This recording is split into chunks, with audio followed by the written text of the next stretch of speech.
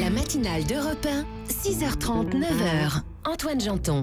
Le débrief de la matinale, les temps forts de ce que vous avez pu entendre ce matin sur Europe 1. C'est la fin des soldes ce soir et le bilan est médiocre pour Bernard Morvan, le président de la Fédération nationale de l'habillement.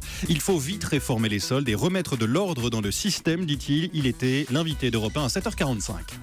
Il faut remettre de l'ordre. Et on le dira. Quoi, remettre de l'ordre ? Remettre de l'ordre veut dire que peut-être que il faut demander aux commerçants, et c'est la filière, c'est pas le gouvernement qui va le dire, mais c'est la filière, c'est-à-dire l'habillement qui va devoir se dire, en se regardant droit dans les yeux, il faut qu'on arrête toutes ces périodes de réduction de prix tout au long de l'année. Car comment préserver le caractère festif des soldes et l'affluence au premier jour des soldes si la veille ou l'avant-veille, il y a déjà des promotions, des liquidations ou autres ventes privées ? C'est pas possible. Faut-il donner un statut à la femme du président de la République ? Pour Aurore Berger, porte-parole du groupe La République En Marche à l'Assemblée, il faut être transparent sur les moyens alloués à la Première Dame. Elle était notre invitée à 8h15. On a une transparence aujourd'hui qui existe sur le budget de la présidence de la République, mais une opacité sur les moyens qui sont alloués à la Première Dame. Là, l'idée, c'est qu'on cesse avec cette hypocrisie. De fait, la Première Dame joue un rôle dans notre pays.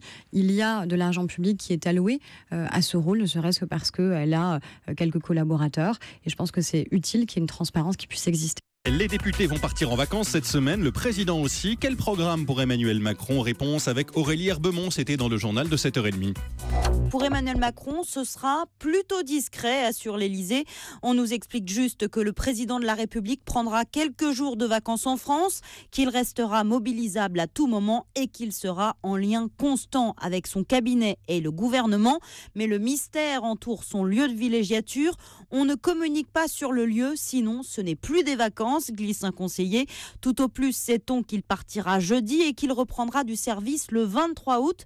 Moins de 2 semaines de repos donc pour le chef de l'État. Les policiers n'en croient pas leurs yeux à Toulouse. Carte de fidélité, logo sur les produits et même station de métro la plus proche. Les trafiquants de drogue soignent leur marketing comme de vraies entreprises. Pour Didier Martinez, porte-parole du syndicat SGP Police, on frise la provocation. Il était au micro de Marguerite Lefebvre dans le journal de 7h30. On y assiste depuis seulement quelques mois, mais on voit bien que c'est le signe de la prospérité de cette économie souterraine, de tous ces deals. Ils poussent même à mettre l'endroit où est-ce qu'on peut s'approvisionner. Donc c'est vrai que là, c'est vraiment du marketing. À notre égard, c'est de la provoque et pour eux, c'est le gage d'une fidélisation de clientèle et d'amplifier un petit peu ce marché. Voilà pour le débrief de la matinale sur Europe 1.